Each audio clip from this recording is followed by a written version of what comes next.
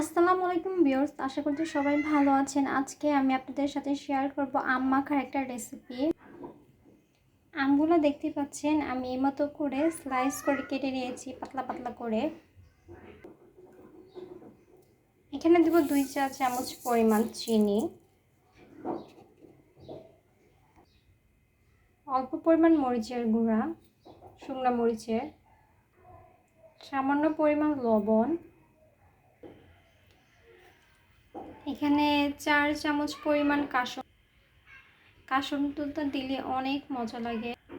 এখানে আমি 2টা বড় সাইজের আম কেটে নিয়েছি এই মতো করে, আর এখন সবগুলোকে আলতোভাবে মিশিয়ে মেখে নেব।